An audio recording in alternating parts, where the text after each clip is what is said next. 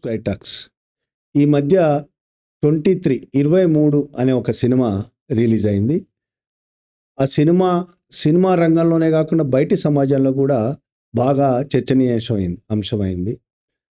ముఖ్యంగా ఇప్పటి వరకు తెలుగు సినిమాల్లో చాలా తక్కువ మంది, దాదాపు లేదనే చెప్పాలి, కులం అనే సమస్యను ఎవరు టచ్ చేయలేదు. అలాంటి సమస్యను టచ్ చేసింది. ఆ కులం అనే సమస్య మీద ప్రధానంగా ఒక 3 ఇన్సిడెంట్స్ తీసుకొని తీసిన సినిమా.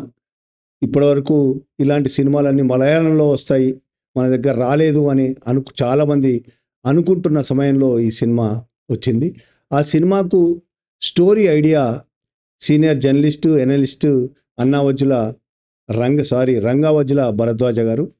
రంగావజ్జుల భరద్వాజ గారు ఇవాళ మనతో స్టూడియోలో జూమ్లో ఉన్నారు. ఆయనతో ఈ సినిమా మీద మాట్లాడుకుందాం. నమస్తే అండి. నమస్తే భరద్వాజ గారు. నమస్తే. ఈ 23వ సినిమా 23 మూవీ అసలు ఈ తీయాలనే ఆలోచన ఎందుకు వచ్చింది మీకు? ఇటువంటి స్టోరీ చేయాలనే ఆలోచన మీకు ఎందుకు వచ్చింది? అంటే తెలుగు సినిమాకి సంబంధించి తెలుగు సమాజంలో జరిగినటువంటి సంఘటనల్ని తెలుగు సినిమా ఎప్పుడూ కూడా ప్రతిఫలించలేదు అనేది ఒక విమర్శ ఉంది. అలాగే క్యాస్ట్ ఇష్యూని తెర మీద మాట్లాడాల్సిన సందర్భాలు గతంలో చాలా సందర్భాల్లో వచ్చినా కానీ దాన్ని ఏదో పద్ధతిలో కప్పదాటు వేసుకుంటూ వెళ్ళిపోయాయి. అంటే మంచి రోజులు వచ్చాయి అని అక్కినేని నాగేశ్వరరావు గారి సినిమా ఒకటి ఉంది. అది 70 దశకంలో వచ్చింది. వి మధుసూదన్ రావు గారు డైరెక్టరు. ఆయన కమ్యూనిస్ట్ పార్టీ నాయకుడు. అంటే కమ్యూనిస్ట్ పార్టీ నుంచి సినిమాల్లోకి వచ్చాడు ఆయన.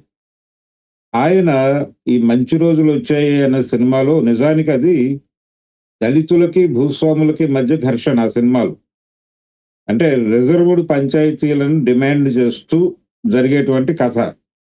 అయితే అది ఒక పెద్ద కులంలో డబ్బు లేని వాడికి డబ్బులున్న వాడికి మధ్య కాన్ఫ్లిక్ట్గా మార్చాడు ఆయన. అది కొంచెం హాస్యాస్పదంగా అనిపిస్తుంది.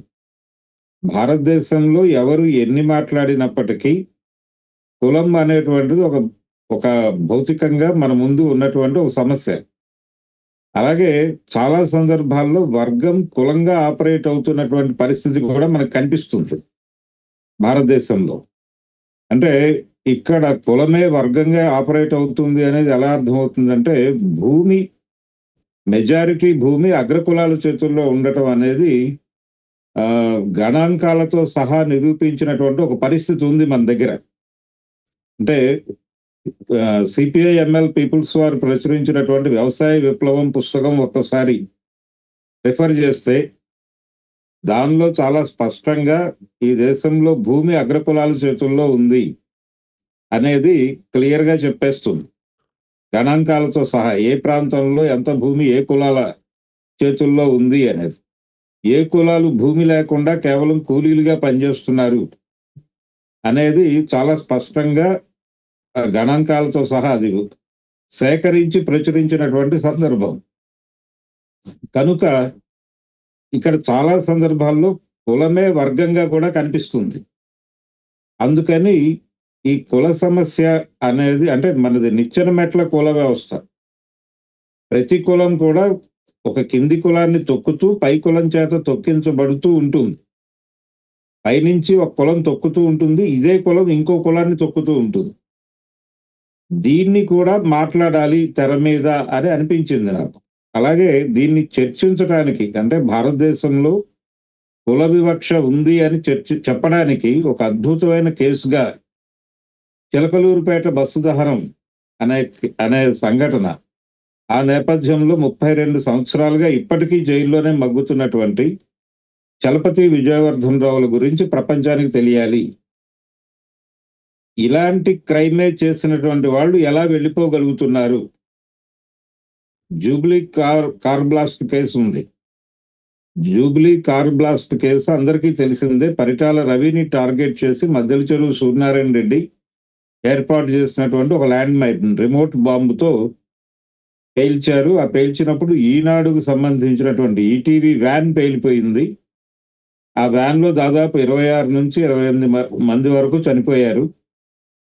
దీనిలో ఈటీవీ క్రూ కొంత ఉంది, అలాగే ఆనంద్ సినీ సర్వీసెస్లో పనిచేసేటువంటి కుర్రాళ్ళు కొంతమంది ఉన్నారు, జూనియర్ ఆర్టిస్టులు కొంతమంది ఉన్నారు. వీళ్ళల్లో మెజారిటీ దళితులే. వీళ్ళు బ్లాస్ట్ అయిపోయారు అక్కడ. వాళ్ళ మరణాల గురించి ఎవరూ పట్టించుకోలేదు, ఎవరూ స్పందించలేదు, ఎవరూ మాట్లాడలేదు. వాళ్ళకి సాధారణమైనటువంటి లైఫ్ పడింది కోర్టులో, నార్మల్ లైఫ్ పడింది. వాళ్ళు ఒక 9 ఏళ్ళు శిక్ష చేసి ఒక జీవోలో బయటకు వచ్చేశారు. కానీ అలాంటి సంఘటనే చిలకలూరుపేటలో జరిగింది. ఇక్కడ ఇంటెన్షన్ ఉంది వాళ్ళకి. జూబ్లీ కార్ బ్లాస్ట్ కేసులో ఇంటెన్షనల్ గా వాళ్ళు చంపటం కోసం ఏర్పాటు చేసినటువంటి మందు పాత్ర అది. చిలకలూరుపేట బస్సు దహనం కేసుకు వచ్చేసరికి అది అలా జరగలేదు. వాళ్ళు చాలా క్లియర్గా కేవలం డబ్బుల కోసం, అంటే అది కూడా గత్యంతరం లేని పరిస్థితి. గత్యంతరం లేని పరిస్థితి అంటే వేరే మార్గం లేని, ఎక్కడ ఒక 3,000 రూపాయలు కూడా డబ్బులు పుట్టని పరిస్థితి, ఏం చేయాలో అర్థం కాని పరిస్థితి. కాబట్టి ఒక అనివార్యమైనటువంటి పరిస్థితుల్లో ఒక బస్సుని ఆపి, అంటే బస్సులో పెట్రోల్ పోసి వాళ్ళని భయభ్రాంతులకి గురి చేసి వాళ్ళ దగ్గర నుంచి డబ్బులు తీసుకుని వాళ్ళని దింపేసి బస్ తగలబెట్టేసి వెళ్ళిపోతే సరిపోతుంది. కేసు అప్పట్లో నక్సలైట్లు, అంటే పీపుల్స్ వార్ పార్టీ ఆ రోజుల్లో 93లో జరిగినటువంటి సంఘటన ఇది. ఫ్రీక్వెంట్ గా బస్సు దహనాలు జరుగుతూ ఉండేవి. ప్రయాణికులను దింపేసి రాష్ట్ర ప్రభుత్వానికి నిరసన తెలియజేస్తూ బస్సు దహనాలు జరిగేవి. ఆ అకౌంట్లోకి ఇది వెళ్ళిపోతుంది, మనం డబ్బులతో బయటకు వెళ్ళిపోవచ్చు, ఇలాంటి ఒక ఆలోచన చేశారు. చేసి ఈ క్రైమ్ కి పాల్పడ్డారు. కానీ వీళ్ళ మ్యాన్ పవర్ చాలలేదు. వీళ్ళిద్దరే, చలపతి విజయవర్ధన్ రావు, వీళ్ళిద్దరే పెట్రోల్ తీసుకుని ఎక్కారు. చిలకలూరుపేట, హైదరాబాద్ నుంచి చిలకలూరుపేట వెళ్తున్నటువంటి బస్సు ఎక్కారు వీళ్ళు. ఎక్కి అందులో పెట్రోల్ పోసి, పెట్రోల్ వాసన వచ్చి డ్రైవర్ బస్సు ఆపేస్తే మేము ముట్టిస్తాము అని చెప్పి బెదిరించి డబ్బులు తీసుకునేటువంటి ప్రయత్నం చేశారు. ఈ లోపల బస్సులో ఉన్నటువంటి కుర్రాళ్ళు కొంతమంది వీళ్ళ మీద తిరుగుబాటు ప్రకటించారు. దాంతో గందరగోళం. ఆ గందరగోళంలో 3-4 రకాల ఆర్గ్యుమెంట్స్ ఉన్నాయి. బస్సులో ఒక అతను సిగరెట్ తాగుతున్నాడు, డ్రైవర్ ఫ్రీక్వెంట్ గా అతన్ని ఆ సిగరెట్ పారేయమని చెబుతూ వస్తున్నాడు అనేది కూడా ఒక రికార్డు ఉంది. ఆ దాని వలన జరిగిందా, లేకపోతే ఇతను బెదిరించే క్రమంలో చలపతిరావు గీసాడా అనేది ఒక వెర్షను. రెండోది, ఆ బ్రేక్ వేసినప్పుడు ఆ గేర్ రాడ్ లో నుంచి నిప్పురవ్వలు వచ్చాయనేటువంటి ఒక ఆర్గ్యుమెంట్ కూడా ఉంది. ఏది ఏమైనా కానీ పెట్రోల్ పోసారు వీళ్ళు. బస్సులో మంటలు అలముకున్నాయి. ఆ ముందున్న వాళ్ళ వరకు దిగిపోయారు, వెనకాల ఉన్న వాళ్ళు తగలబడిపోయారు. 23 మంది సజీవ దహనం జరిగింది. అది బాధాకరమే. అయితే వీళ్ళు దోపిడీ మాత్రమే ఇంటెన్షన్ తప్ప వీళ్ళకి వాళ్ళని చంపాలనే ప్రోగ్రాం లేదు. ఆ 23 మందితోనూ వ్యక్తిగత పగలు కూడా ఏమీ లేవు వీళ్ళకి. వీళ్ళిద్దరూ కూడా గుంటూరు కోబాల్ట్పేటకు చెందినటువంటి దళిత పిల్లలు, మాల కులానికి చెందినటువంటి యువకులు వీళ్ళిద్దరు. అందులో విజయవర్ధన్ రావుకి అసలు చదువు లేదు. చలపతిరావు 10th ఫెయిల్ అయినటువంటి క్యాండిడేట్. ఈ పరిస్థితిలో అతను పెయింటింగ్ పని చేస్తూ ఉండేవాడు చలపతిరావు. విజయవర్ధన్ రావు కూడా అలాంటి పని ఏదో చేసుకుని బతికేవాడు అక్కడ. వీళ్ళు ఏ ఇంటెన్షన్ లేకుండా, అంటే డబ్బులు పుట్టని పరిస్థితి. ఆ పుట్టకపోవడానికి వాళ్ళ సామాజిక నేపథ్యం, ఆ కులానికి ఉన్నటువంటి వెనకబాటుతనం, ఇవన్నీ పనిచేసి దీన్ని అంతా దృష్టిలో పెట్టుకుని మాత్రమే ఆ నేరాన్ని చూడాలి. అంటే ఇప్పుడు ఈ రెండే కాకుండా ఇంకో ఇన్సిడెంట్ కూడా ఉన్నట్టుంది సినిమాలో. చుండూరు సంఘటన, అంటే చుండూరు సంఘటనల్లో కూడా, చుండూరు కారంచేడు రెండిట్లోనూ, ఈ 2 సంఘటనల్లో కూడా నిందితులకు ఏమీ శిక్షలు పడలేదు. చుండూరు కేసులో అయితే కింది కోర్టులో శిక్షలు పడ్డాయి, పై కోర్టులో కొట్టేశారు, హైకోర్టులో కొట్టేశారు. కారంచేడు కేసులో దాదాపు 26 మందిని నిందితులుగా గుర్తించారు, కానీ శిక్ష పడింది ఒకతనికి అంతిమంగా. అతను కూడా చాలా ఈజీగానే బయటకు వచ్చేసాడు, ఒక 5-6 ఏళ్లలో బయటకు వచ్చేసాడు. ఈ క్రైమ్ అది ఇంటెన్షనల్ గా చేసిన దాడే, చుండూరులోనూ ఇంటెన్షనల్ గా చేసిన దాడే. అలాగే నేను ఇందాక చెప్పినటువంటి జూబ్లీ బ్లాస్ట్‌లో కూడా అది ఇంటెన్షనల్‌గా చేసిందే. అలాగే ఇదే టైమ్ లైన్‌లోకి వచ్చేటువంటి ఇంకొక పెద్ద క్రైమ్ ఏంటంటే 91లో మర్రి చెన్నారెడ్డిని దింపటం కోసం మర్రి చెన్నారెడ్డిని ముఖ్యమంత్రి పీఠం నుంచి దించి నేదురుమిల్లి జనార్దన్ రెడ్డిని పీఠం ఎక్కించటానికి హైదరాబాద్‌లో శాంతి భద్రతల సమస్యని క్రియేట్ చేయటం కోసం పాత బస్తీలో మత కల్లోలాలు రేపి అనేక మందిని చంపినటువంటి ఒక సంఘటన అందరికీ తెలుసు. అది కేవలం అది మత కల్లోలాలు క్రియేట్ చేశారు అని పౌర హక్కుల సంఘాలు ఇచ్చినటువంటి నిజ నిర్ధారణ నివేదికలు ఉన్నాయి. అలాగే స్ట్రైట్‌గా చెన్నారెడ్డి గారు తన ఇంట్లో ప్రెస్ మీట్ పెట్టి నన్ను దించడం కోసం ఇంత చేయాలా? ఒక మాట చెప్తే వెళ్ళిపోతాను కదా అన్నాడు ఆయన ప్రెస్ మీట్ పెట్టి. అది కూడా ఉంది రికార్డు. అంటే ఆ రోజున అధికారం మార్పు కోసం జరిపినటువంటి ఒక మారణ హోమంలో అది చేసినటువంటి వ్యక్తిగా ఒక వ్యక్తి పేరు ప్రముఖంగా వినిపించింది. ఆ వ్యక్తి తర్వాత ఉమ్మడి తెలుగు రాష్ట్రానికి అంటే ఉమ్మడి ఆంధ్రప్రదేశ్‌కి ముఖ్యమంత్రి అయ్యాడు. ఆయన మరెవరో కాదు, వైఎస్ రాజశేఖర రెడ్డి గారే. వారి కుమారుడు కూడా ముఖ్యమంత్రి అయ్యారు. సరే, కాబట్టి ఈ నేపథ్యం అసలు సినిమాకు ఈ మొత్తం నేపథ్యాన్ని ఈ 3 సంఘటనల్ని కలిపి సినిమా తీస్తే బాగుంటుందనే ఆలోచన మీకు ఎందుకు వచ్చింది అసలు అని? అది ప్రధాన ప్రశ్న ఉద్దేశం అది. మన సమాజంలో కుల వివక్ష లేదు అని చాలా మంది మాట్లాడుతూ ఉంటారు. కానీ కుల వివక్ష ఉంది.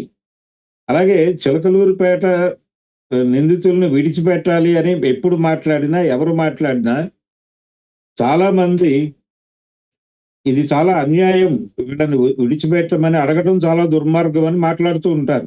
అది నేను నేరుగా ఫేస్ చేశాను. నేను ఫేస్బుక్‌లో గాని, మరొక చోట గాని ఎప్పుడైనా ఈ విషయం ప్రస్తావిస్తే చాలా మంది నా మీద దాడి చేశారు. అలా అంత దుర్మార్గుల్ని ఎలా వదిలిపెట్టేయమంటావు నువ్వు అని. మరి ఈ దుర్మార్గాల గురించి ఎందుకు స్పందించరు వీళ్ళు? వాళ్ళ గురించి మాట్లాడేవాళ్ళు లేరు, అడిగేవాళ్ళు లేరు, విడుదల చేయమని కనీసం వాళ్ళకి పెరోల్ కూడా లేదు. ఒక్కసారి పెరోలు జానారెడ్డి గారు ఆయన హోంమంత్రిగా ఉండగా పెరోల్ గ్రాంట్ అయింది. అది కూడా చలపతిరావుకి మాత్రమే. ఆ తర్వాత వాళ్ళ కుటుంబంలో ఎవరో చనిపోతే ఎస్కార్ట్ పెరోల్ ఇచ్చారు జగన్మోహన్ రెడ్డి టైంలో. అంతే తప్ప ఈ 32 సంవత్సరాల సుదీర్ఘ జైలు జీవితంలో వాళ్ళు పెరోల్ తీసుకున్నది లేదు. కేవలం 2 సార్లు. రెండోది, జానారెడ్డి తర్వాత సొంతగా నిర్ణయం తీసుకోగలిగినటువంటి హోంమంత్రులు కూడా ఎవరూ కనిపించలేదు. పర్టికులర్‌గా సబితా ఇంద్రారెడ్డి గారి దగ్గర నుంచి జానారెడ్డి తన టేబుల్ మీదకి వచ్చినటువంటి ఫైల్స్ అన్ని చాలా సిస్టమేటిక్‌గా క్లియర్ చేసేవాడు. అలా అనుకోకుండా పెరోల్ వచ్చింది అతనికి, చలపతిరావుకి. ఆ తర్వాత ప్రతి హోంమంత్రి కూడా దీన్ని ఏదో చాలా బీభత్సమైన కేసులాగా చూడటం మొదలుపెట్టారు. ఎందుకు చూస్తున్నారు అంటే, రాయలసీమ ఫ్యాక్షన్ దానిలో వాళ్ళందరికీ చక్కగా హ్యాపీగా వాళ్ళందరూ అంతమందిని చంపి 28 మంది మరణాలకు కారణమైనటువంటి మద్దల చెరువు సూర్యనారాయణ రెడ్డి గారితో పాటు ఉన్నటువంటి వాళ్ళందరూ ఆయన పైగా జైల్లో ఉండి చేయించాడు. జైల్లో ఉండి పెట్టించినటువంటి మందు పాతర. మరి వాళ్ళ పట్ల లేనిది. అలాగే ఓల్డ్ సిటీలో జరిగినటువంటి మారణ హోమానికి సంబంధించి ఎవరిని అరెస్ట్ చేయలేదు. ఒక ఖదీర్ మాత్రమే అందులో అరెస్ట్ అయ్యాడు. ఆ ఖదీర్ కూడా ఎందుకు అరెస్ట్ అయ్యాడంటే, డిఎస్పి సత్తయ్యని కాల్చి చంపాడు ఆయన స్టేషన్లోనే. అంటే జరుగుతున్న దానిలో పోలీస్ ఇన్వాల్వ్మెంట్ ఉంది అని చెప్పడానికి అంతకంటే ఉదాహరణ అక్కర్లేదు. అప్పుడు జరిగిన కేసులో మీరు ఇందాక చెప్పినట్టు వైఎస్ రాజశేఖర రెడ్డి ప్రధాన సూత్రధారి అన్నారు. ఆయన పేరు ఏమైనా కేసుల్లో ఎక్కడైనా ఉందా? కేసుల్లో ఎక్కడా లేదండి. అంటే ఆ పేరు ప్రముఖంగా నివేదికల్లో అన్నిట్లోనూ వచ్చింది. ఆ రోజుల్లో వేదికల మీద మాట్లాడిన ప్రతి ఒక్కరూ ఆయన ప్రస్తావన తీసుకురాకుండా ఏ ఉపన్యాసము పూర్తవలేదు. అంత ప్రముఖంగా జనంలోకి వచ్చినటువంటి ఆ పేరు ఎందుకు కేసులోకి రాలేదు, ఎందుకు అరెస్టు జరగలేదు? ఆయన ప్రశాంతంగా రాష్ట్ర ముఖ్యమంత్రి అయ్యాడు. ఆయన పైగా చాలా బిరుదులు ఉన్నాయి ఆయనకి, ఆ, జననేత ఇలాంటివి. కాబట్టి భారతదేశంలో న్యాయస్థానానికి కూడా కులం ఉంది. అంటే సత్యమూర్తి గారు ఈ చలపతి విజయవర్ధన్ రావులకి మొదట కోర్టు ఉరిశిక్ష వేసింది.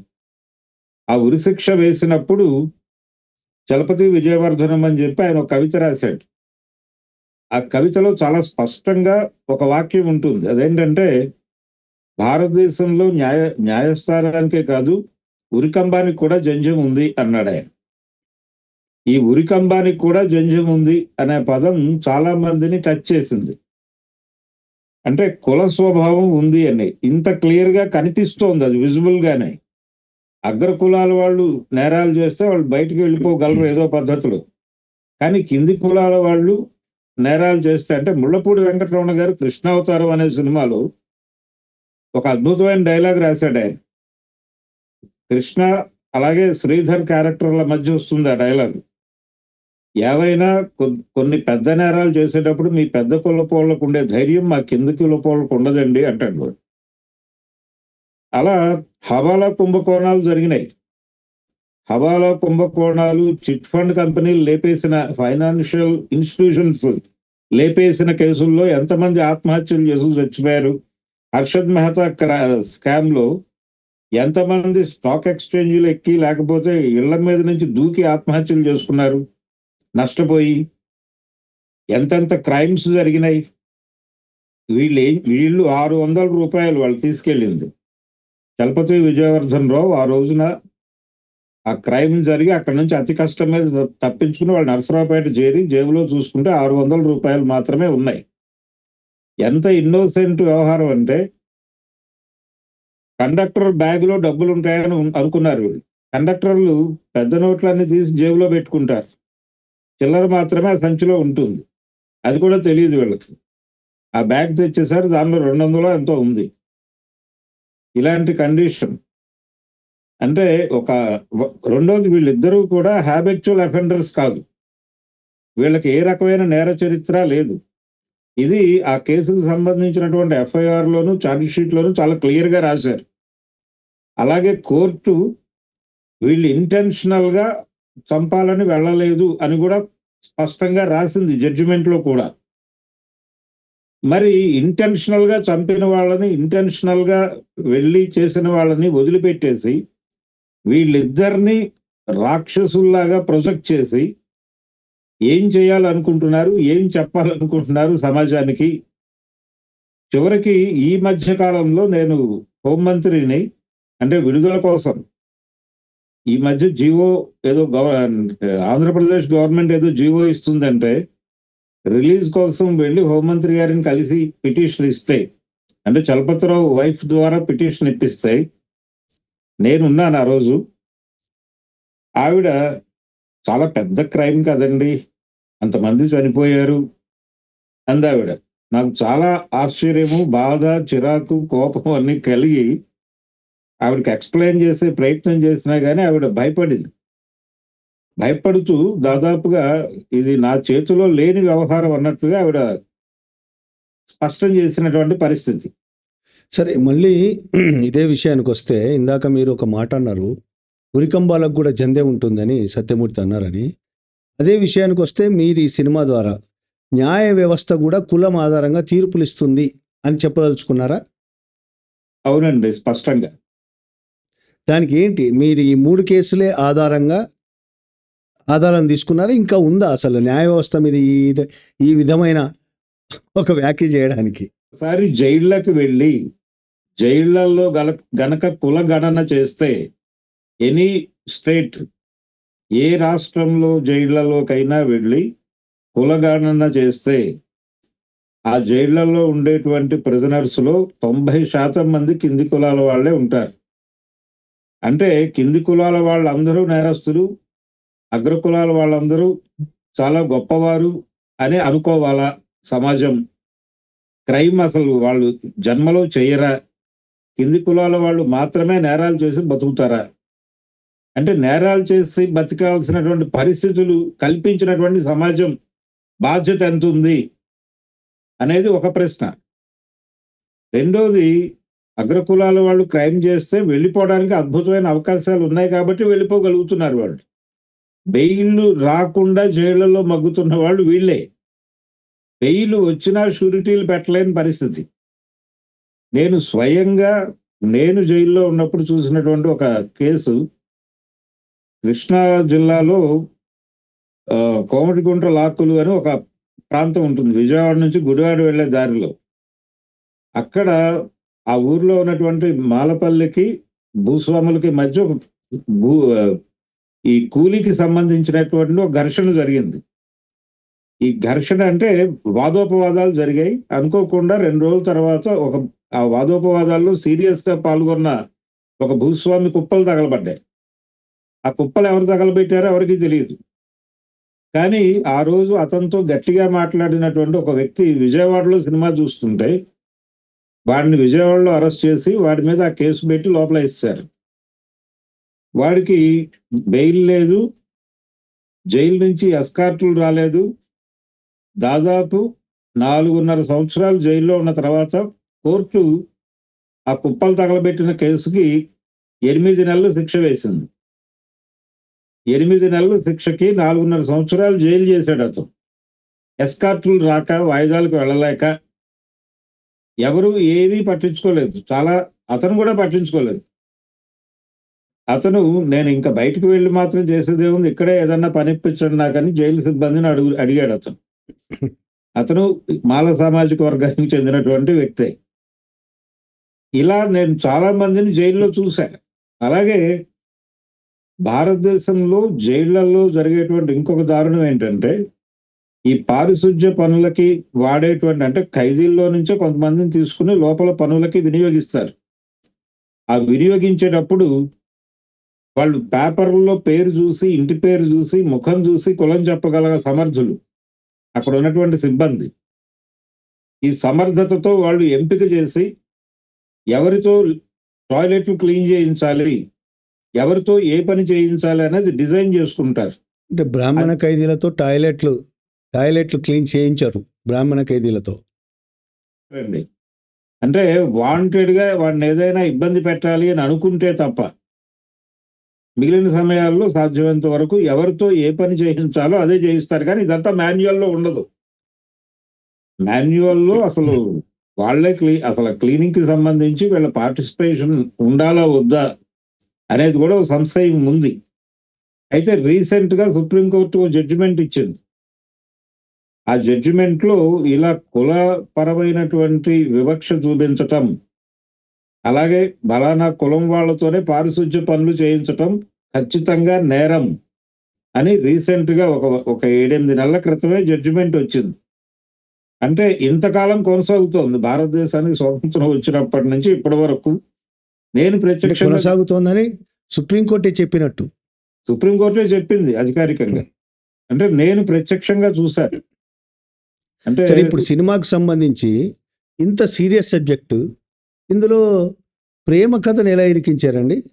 అంటే ఈ చలపతిరావు జీవితంలో అది ఉందండి. అంటే అతను రమణి అని ఒక అమ్మాయితో ప్రేమలో ఉన్నాడు. అప్పటికి వాళ్ళిద్దరూ కలిసి పెళ్లి చేసుకోవాలి అనుకుంటున్నటువంటి సందర్భం. ఆ అమ్మాయి ప్రెగ్నెంట్ అయింది. వాళ్ళ ఇంట్లో వాళ్ళు యాక్సెప్ట్ చేశారంటే ఆ అమ్మాయి ఫాదరు ఒక వెల్ఫేర్ హాస్పిటల్లో వంటవాడు. అయితే నేను దాన్ని కొంత సినిమాటిక్గా మార్చాను. అంటే నేను చెప్పదలుచుకున్న విషయానికి అనుగుణంగా ఆ క్యారెక్టర్ని కొంత ఫిక్షన్ యాడ్ చేసి ఆ అమ్మాయిని రెల్లి కులంగా మార్చాను నేను. అంటే నిచ్చెన మెట్ల వ్యవస్థని చెప్పడం కోసం అక్కడ కింది కులాల్లో కూడా ఓ డైలాగ్ ఉంటుంది సినిమాలో, నువ్వు ఆ రెల్లి సుశీలతో తిరుగుతున్నావని ఊళ్ళో అందరూ చెప్పుకుంటున్నారు, దయచేసి ఆ అమ్మాయితో తిరక్కు అని చెప్పి ఈ సాగర్ ఇతను మాల ఓకే, ఇతని మదరు అడుగుతుంది. అడిగితే అక్కడ ఒక అద్భుతమైన డైలాగ్ రాశాడు ఇండస్ మార్టిన్. స్కూల్లో చదువుకునేటప్పుడు, అంటే ఇతను 10th క్లాస్ ఫెయిల్, స్కూల్లో చదువుకునేటప్పుడు చండాలం అనే, చండాలుడు ఇలాంటి పదాలు వచ్చినప్పుడు మాస్టర్ మా వైపు చూసిన చూపులు మాకు ఇంకా గుర్తున్నాయి. అలా మనమే ఒకళ్ళ చేత హీనంగా చూడబడుతూ మనం ఇంకొకళ్ళని హీనంగా చూడటం అనేది ఎంత దారుణమో నీకు అర్థమవుతోందా అమ్మా అంటాడు. ఆ డైలాగ్ చెప్పించడం కోసం ఆ క్యారెక్టర్ని అలా నడపడం జరిగింది. అంటే ఈ భారత ఈ నిచ్చెన మెట్ల కుల వ్యవస్థ గురించి కూడా సీరియస్ గా మాట్లాడిన మొదటి సినిమా 23. అవును. ఈ సినిమా చూసిన వాళ్ళు కొంతమంది ఈ మొత్తం కథని ప్రేమ కథ డామినేట్ చేసిందనే ఒక ఆరోపణ కావచ్చు, చర్చ కావచ్చు అవుతున్నది. దీని మీద మీ అభిప్రాయం ఏంటండి? అంటే ఇందులో ఖచ్చితంగా ప్రేమ డామినేట్ చేయలే, అంటే ప్రేమ నడిచింది, కానీ హీరోయిన్ క్యారెక్టరు అది బలంగా ఒక వివక్షను ఎదుర్కొంటుంది. అలాగే తను ఫైట్ చేస్తుంది, వ్యవస్థతో ఫైట్ చేస్తుంది. నిజంగానే ఆ క్యారెక్టర్ చేస్తుంది ఇప్పటికీ.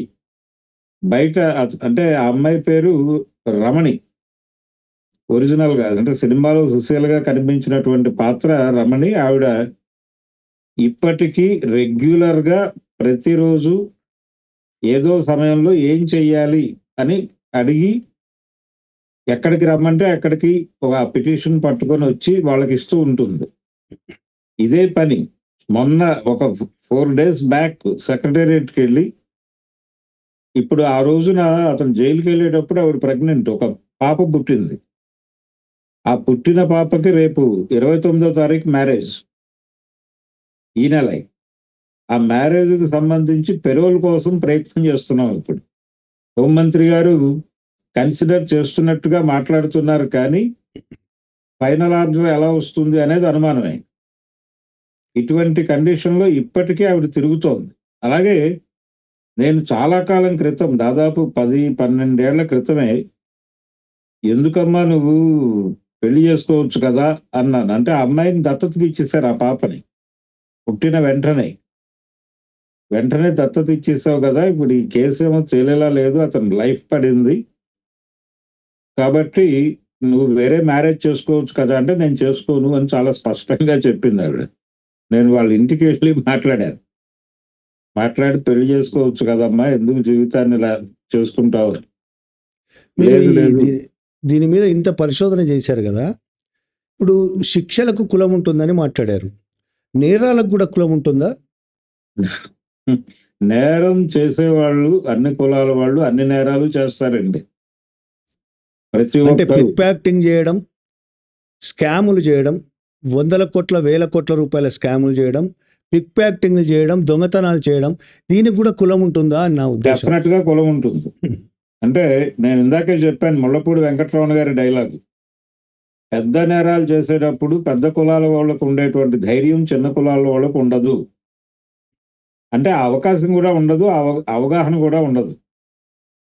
అంటే దీనికి పెద్ద ఎక్కువ దూరం వెళ్ళనక్కర్లేదు. ఈ దేశంలో ఇప్పటికీ కుల వివక్ష బలంగా అమలవుతోంది అనటానికి, గరగపర్రు అనే గ్రామంలో సత్యం రామలింగరాజు పుట్టిన ఊళ్ళో, అది మాల సామాజిక వర్గం అధికంగా ఉన్నటువంటి ఊరు, రిజర్వ్డ్ పంచాయతీ, రిజర్వ్డ్ మహిళ. ఒక మాల అమ్మాయి ప్రెసిడెంట్ అయింది. ఆ అమ్మాయికి ఒక కోరిక పుట్టింది. అదేంటంటే అంబేద్కర్ విగ్రహాన్ని ఆ ఊరి చెరువు మధ్యలో, చెరువు మీద విగ్రహాలు ఉంటాయి. అల్లూరి సీతారామరాజు గారి విగ్రహం ఉంటుంది, తాండ్ర పాపారాయుడు గారి విగ్రహం ఉంటుంది, ఆదిభట్ల నారాయణ దాస్ గారు, ఇలా రకరకాల వ్యక్తుల విగ్రహాలు ఉన్నాయి.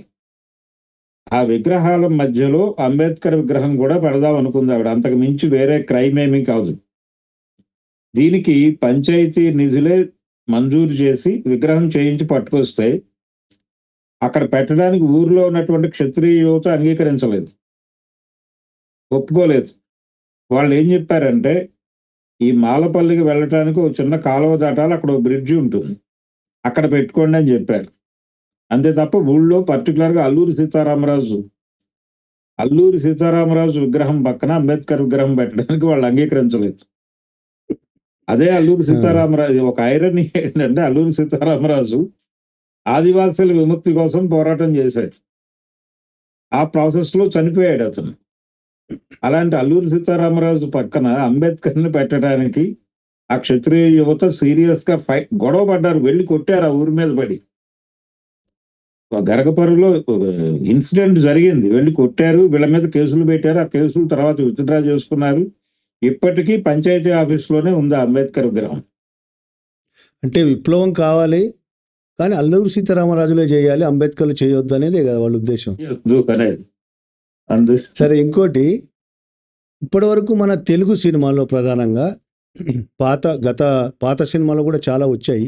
ఒక బుస్సాం ఉంటాడు, మీసాలు మెలేస్తూ ఉంటాడు, పేదలను పాలేర్లను హింసలు పెడుతూ ఉంటాడు, వీళ్ళు తిరగబడతారు. అందులో కులం చూపించారు, మనకి ఎప్పుడు చూపించలే. ఆ తర్వాత క్రమంలో కొంతమంది కులం అనేది తీసుకొచ్చిన కులం వాళ్ళు దళితులు బాధలు పడుతుంటారు, అగ్రకుల హీరో వచ్చి కాపాడుతాడు.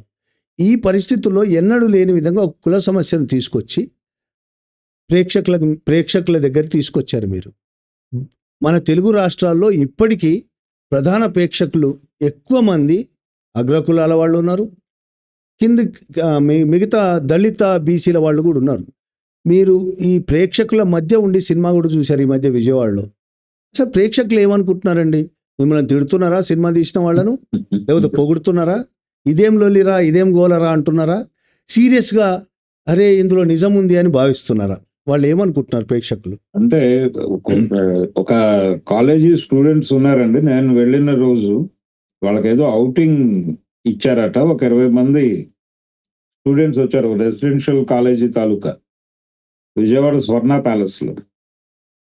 వస్తే వాళ్ళు కొంచెం చిరాకు పడ్డారు ఈ సినిమా పట్ల, కొంతమంది ఇంట్రెస్ట్గా చూశారు.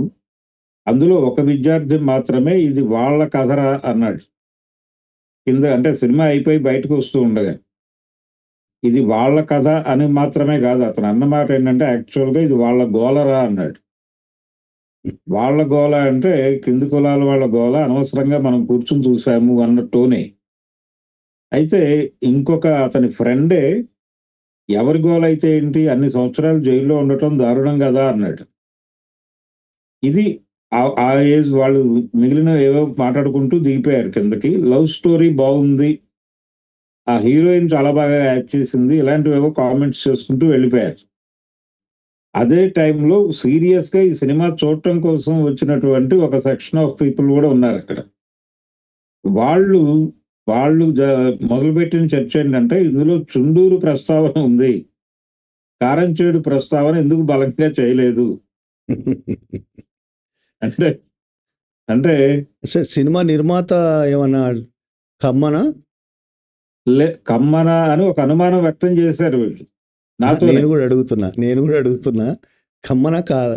కాదు, సినిమా నిర్మాత కమ్మ కాదు. అయితే ఈ సినిమాలో హీరో కమ్మ.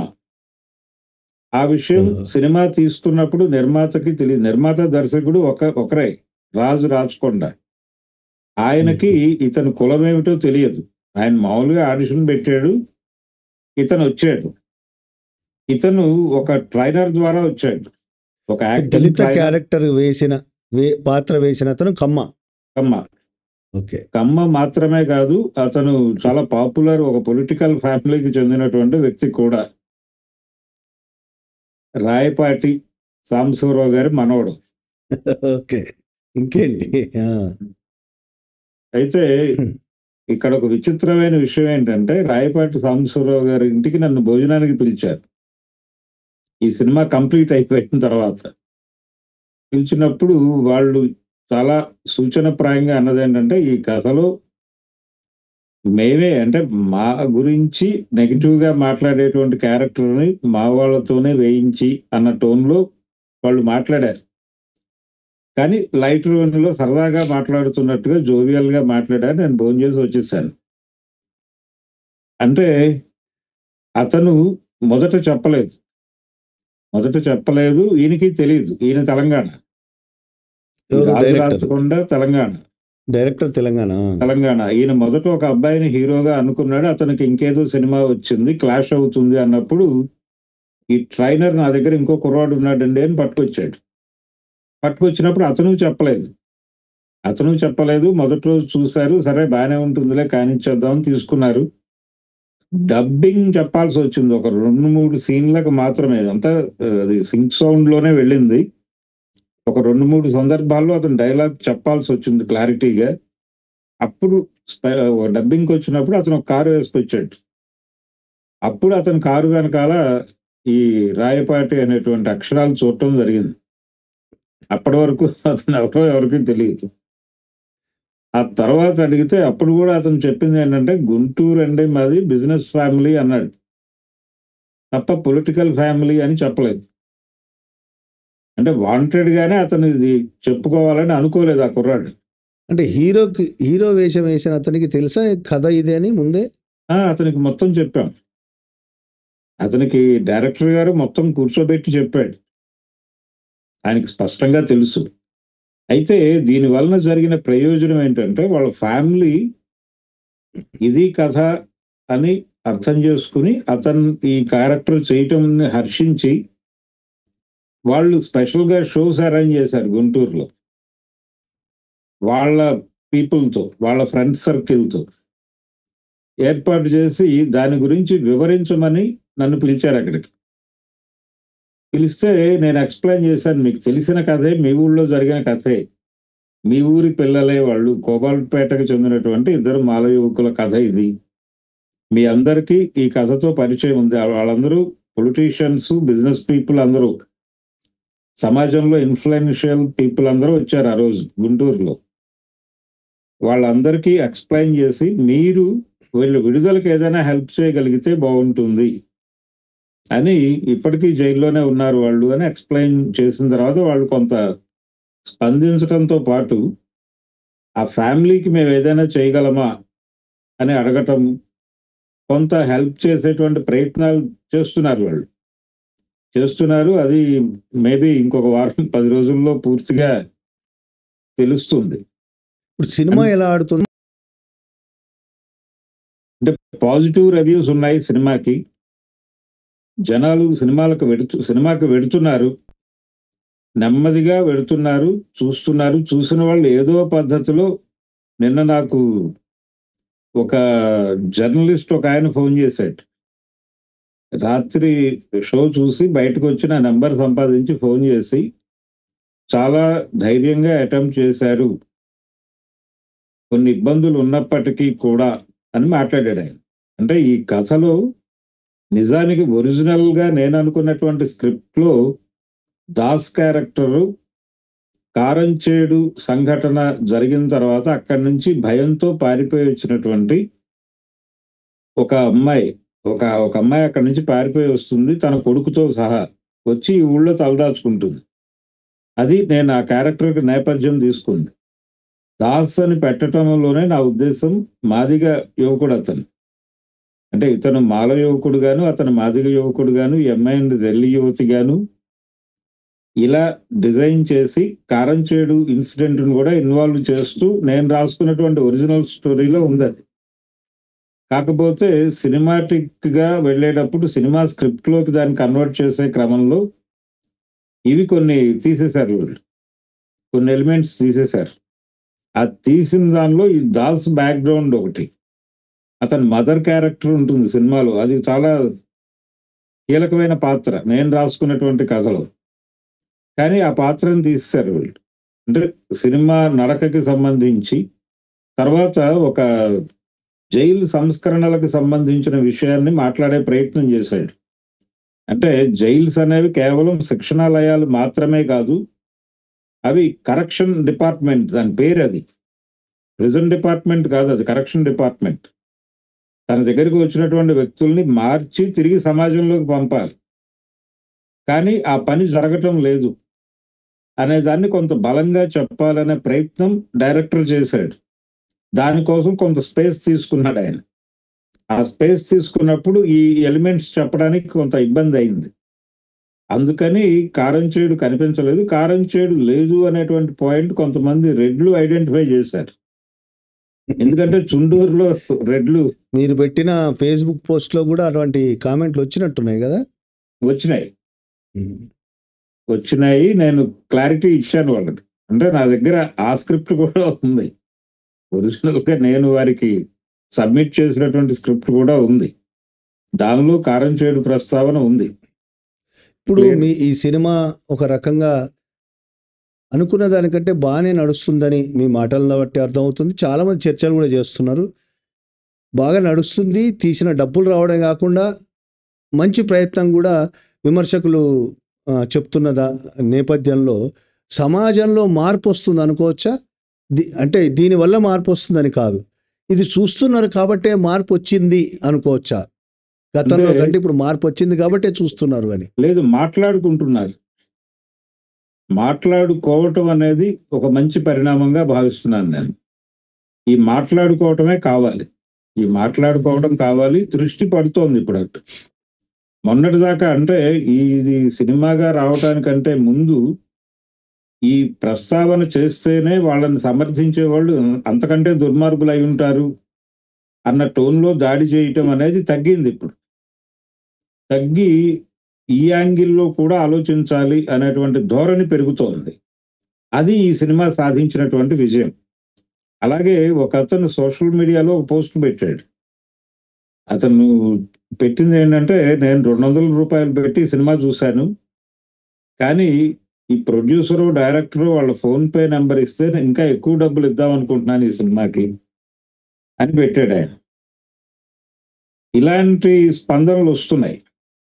ఇది బాగుంది, పాజిటివ్‌గా ఉంది. అలాగే నటించిన నటీనటులందరికీ మంచి పేరు వచ్చింది ఈ సినిమాలో. అంటే డెడికేటెడ్‌గా చేశారు.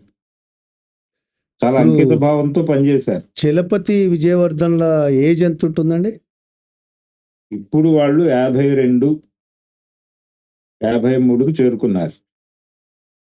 ఓకే. అంటే దాదాపు లాస్ట్ ఇంకొక దాదాపు 60-70 ఏళ్ల వయసుకు వచ్చేస్తారు. ఇప్పటివరకు పెరోల్ కూడా వచ్చినట్లేదు కదా వాళ్ళకి, ఒక్కసారి వచ్చిందని చెప్పారు. ఒక్కసారి జానారెడ్డి గారు ఇచ్చారు. అంతే, ఇద్దరికి. జానారెడ్డి చలపతిరావుకి మాత్రమే ఇచ్చాడు. చలపతిరావు అప్లై చేసుకున్నాడు, చలపతిరావుకి ఇచ్చాడు. ఆ తర్వాత ఎన్నిసార్లు ప్రయత్నం చేసినా పెరోల్ ఇవ్వలేదు ఏ హోంమంత్రి. మీరు ఈ సినిమా మీద పడ్డ కష్టం కంటే వీళ్ళ విడుదల కోసమే ఎక్కువ కష్టపడుతున్నట్టున్నారు. అంటే నేను జైల్లో ఉండగా వీళ్ళు జైలుకి వచ్చారు. 93లో ఇన్సిడెంట్ జరిగినప్పుడు వెరీ ఫస్ట్ డే పేపర్లో ఇది నక్సల్స్ దుశ్చర్య కావచ్చేమో అన్నట్టుగా కథనాలు జరిగినాయి. జరిగినప్పుడు కొంత భయాందోళనలకి గురయ్యాం జైల్లో ఉండి. ఏంటి ఇలాంటి ఇన్సిడెంట్ ఎలా జరిగింది, అంత తెలియకుండా ఎలా చేశారు అనేటువంటి ఒక బాధలో ఉండగా మర్నాడు పేపర్లో క్లియర్గా వీళ్ళు చేశారని అది వచ్చేసింది. వచ్చేసిన తర్వాత వీళ్ళు జైలుకి వచ్చారు. జైలుకి వచ్చిన తర్వాత వీళ్ళని కలవాలనుకున్నాం, మాట్లాడాలనుకున్నాం, కుదరలేదు. వాళ్ళని క్వారంటైన్లో ఉంచారు. అయితే తర్వాత వైఎస్ రాజశేఖర రెడ్డి గారు సీఎంగా ఉండగా ఒకసారి 151 అనేటువంటి ఒక జీవో ఆపారు, హోల్డ్ చేశారు లైఫర్స్ రిలీజ్కు సంబంధించి. అప్పుడు ప్రతి సెంట్రల్ జైలు ఉన్నటువంటి ఊళ్ళోనూ మీటింగులు జరిగినాయి. అలా రాజమండ్రిలో జరిగినటువంటి మీటింగ్లో పార్టిసిపేట్ చేయడానికి నేను వెళ్ళినప్పుడు రాజమండ్రి జైలుకి వెళ్ళాను. సాయినాథ రెడ్డి గారు అని అప్పుడు సూపరింటెండెంట్గా ఉన్నాడు ఆయన. ఆయన ప్రత్యేకంగా చెప్పాడు, వీళ్ళిద్దరూ ఉండిపోయారు, కొంచెం ఈసారి జీవోలో కూడా వీళ్ళకి అవకాశం లేదు, ఒక్కసారి వాళ్ళతో మాట్లాడండి అని తన రూమ్కి వాళ్ళిద్దరిని పిలిపించి నాతో మాట్లాడించాడు ఆయన. అప్పుడు ఫస్ట్ టైం వాళ్ళ కథ విన్నాను నేను. విన్న తర్వాత వీళ్ళకి ఏదైనా చెయ్యాలి అనే కార్యక్రమం సాయినాథ రెడ్డి గారి ద్వారా మొదలైనటువంటి వ్యవహారం. అయితే చాలా మందికి ఒక మూఢనమ్మకం ఏంటంటే, లైఫ్ అనేది 14 ఏళ్లే కదా, 14 ఏళ్లకు బయటకు వెళ్ళిపోవాలి కదా అని చాలా మంది అనుకుంటారు, నాతో అన్నారు కూడా. కానీ లైఫ్ ఈజ్ లైఫ్ అని సుప్రీంకోర్టు జడ్జిమెంట్ ఉంది. జీవిత ఖైదు పడిన వాళ్ళు శవాలు మాత్రమే బయటకు రావాలి. కానీ వాళ్ళ విడుదలకున్న ఏకైక అవకాశం ప్రభుత్వాలు దయదలిచి ఇచ్చేటువంటి జీవోలు. ఏదో ఒక అకేషన్ కోసం, అంటే గాంధీ జయంతనో, లేకపోతే ఆగస్టు 15నో, లేకపోతే మరో జగ్జీవన్ రామ్ జయంతనో, అంబేద్కర్ జయంతనో ఒక జీవో ఇస్తుంది గవర్నమెంట్. ఆ ఇచ్చిన జీవోలో మార్గదర్శకాలు ఉంటాయి.